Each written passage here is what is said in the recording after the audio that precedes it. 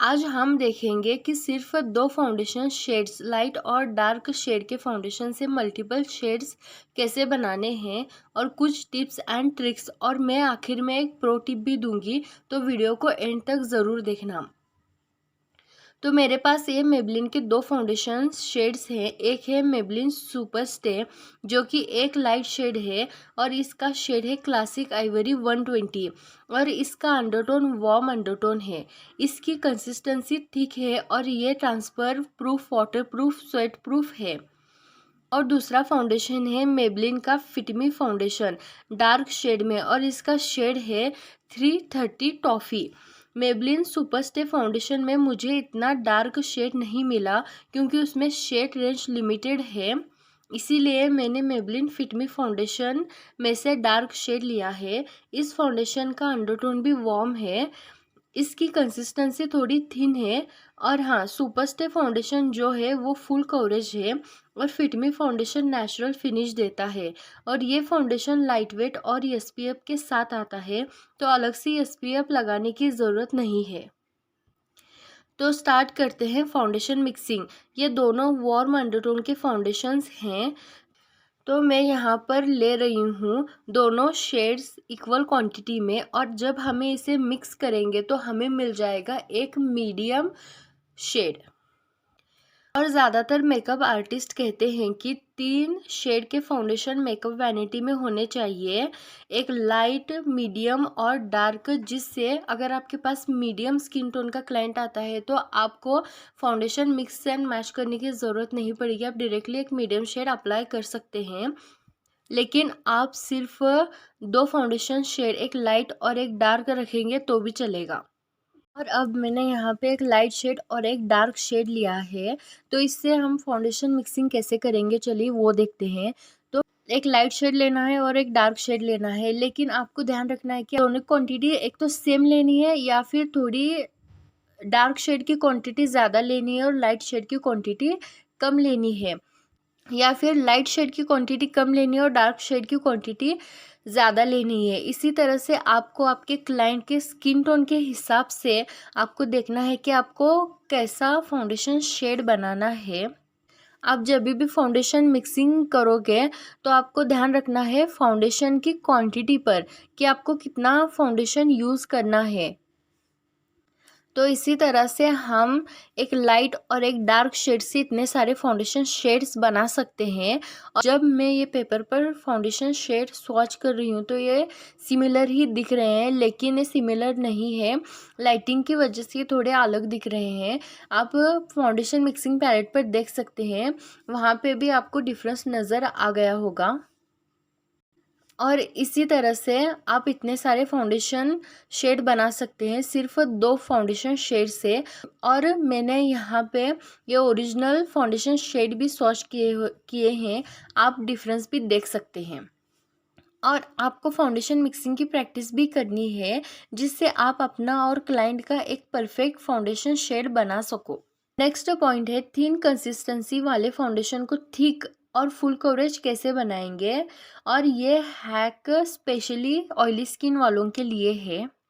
इसके लिए मैं इसमें ऐड करूँगी पाउडर फाउंडेशन और कॉम्पैक्ट, जिससे ये फाउंडेशन थिक होगा और फुल कवरेज भी होगा। और इस हैक को ट्राई करने के लिए आपको सेम फाउंडेशन शेड की ही पाउडर यूज़ करनी है। तो आप इसी तरह से नेचुरल फिनिश फाउंडेशन को फुल कवरेज बना सकते हैं। जैसा कि आप देख सकते हैं, पहले फाउंडेशन कितना थिन था, अब ये कितना थिक हो गया है, कंसिस्टेंसी कितनी जल्दी चेंज हो गई है। तो नेक्स्ट हैक है कि थिक कंसिस्टेंसी वाले फाउंडेशन को थिन और नेचुरल फिनिश कैसे बनाए। और ये हैक ड्राई स्किन टाइप के लिए है। इसके लिए आपको लिक्विड फाउंडेशन में ऐड करना है क्रीम फाउंडेशन, वो भी सेम शेड का, जिससे ये फाउंडेशन नेचुरल डूई फिनिश देता है। और एक बात आपको ध्यान रखनी है, फाउंडेशन में ऑयल बिल्कुल भी ऐड ना करें, इससे फाउंडेशन ऑक्सीडाइज और ग्रे होने के चांसेस हैं।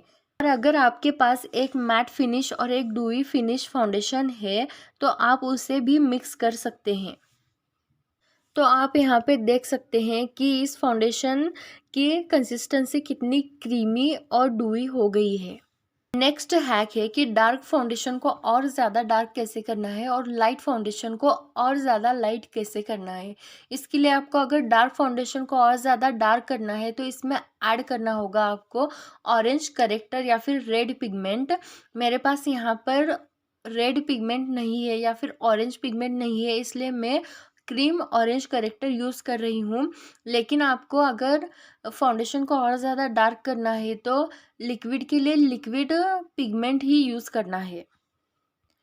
तो इसे मिक्स करने के बाद आप देख सकते हैं कि ये कितना ज़्यादा डार्क हो गया है। और यहाँ पर मैंने पहले जो ओरिजिनल शेड था वो स्वॉच किया है, उसके नीचे मैंने ये अभी जो बनाया वो शेड स्वॉच किया है। आप देख सकते हैं डिफरेंस। और लाइट फाउंडेशन शेड को और ज़्यादा लाइट बनाने के लिए हम इसमें ऐड करेंगे वाइट पिगमेंट।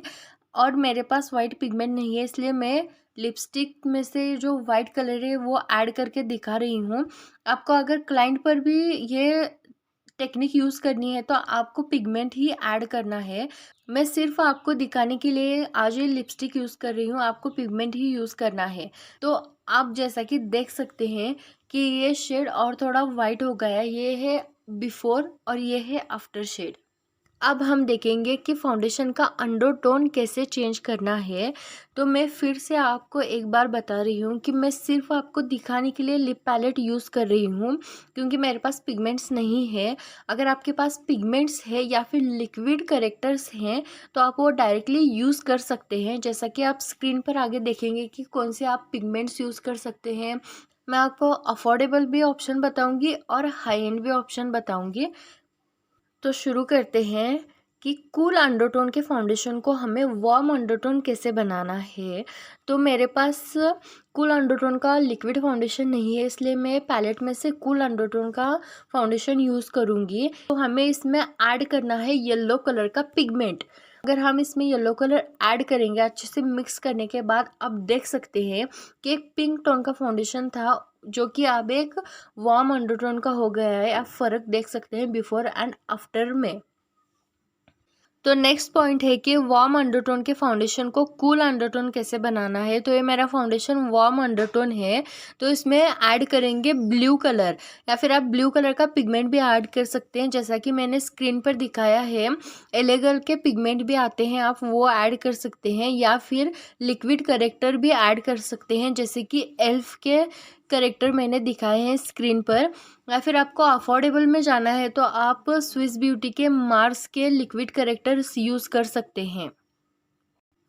तो आप देख सकते हैं कि मैंने फाउंडेशन में ब्लू कलर ऐड करने के बाद ये तुरंत फाउंडेशन एक कूल अंडरटोन का हो गया है। आप यहाँ पे भी देख सकते हैं बिफोर एंड आफ्टर में आपको डिफरेंस नज़र आ रहा होगा।